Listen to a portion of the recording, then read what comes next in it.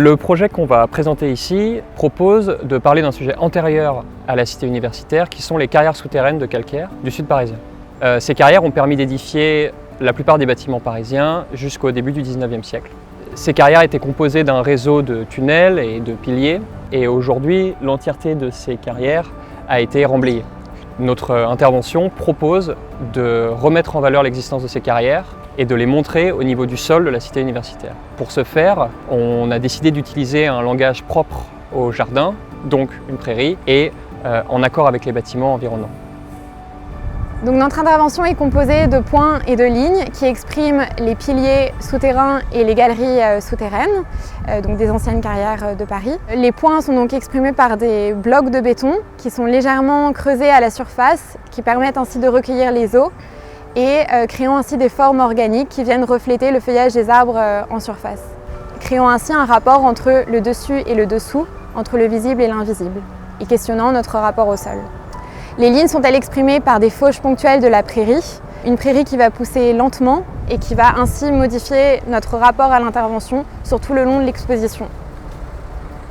Outre l'installation paysagère de la prairie et des galeries, on a développé en parallèle aussi des dalles en béton qui sont des formes de compression de l'ensemble du site, qui est donc un mélange de granulats calcaires qui viennent du sol et de la brique de la Fondation Victor Lyon de Lucien Beckmann.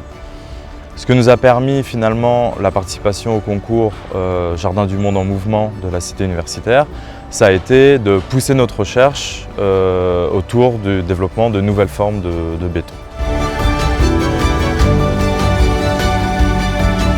Ici, je présentais une installation en figure de montagne faite en bambou qui est peint en jaune primaire et qui se relie avec les raccords PVC et fixé au béton au sol. Et il sera aussi visible dans la nuit à cause d'une couche de phosphorescent aux extrémités. Dans ma langue maternelle chinoise, le mot montagne, qui est une écriture figurative qui s'évolue par 3 triangles, je trouve cette inconscience universelle de la montagne. D'abord, cette expérience m'a permis de continuer ma vie artistique, professionnelle. Ça me permet également créer les liens avec les autres domaines artistiques et scientifiques comme paysagiste, architecture et biologique.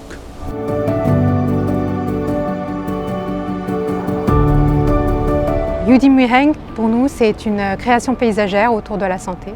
C'est aussi une formule de salutation qui signifie être bien et avoir de la force.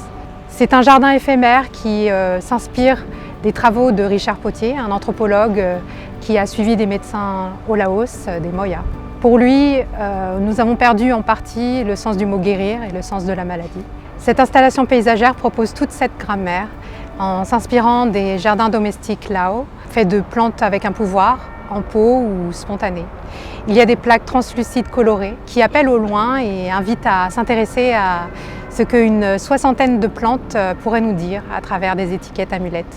Pour nous, Jardin du Monde en Mouvement, c'est l'opportunité pour les paysagistes de parler d'une belle histoire de la Cité internationale, en particulier de jouer dans le parc autour de mouvements temporels, de migrations humaines et non humaines, et surtout de jouer avec ces marronniers centenaires, et ça ne pousse pas tous les jours.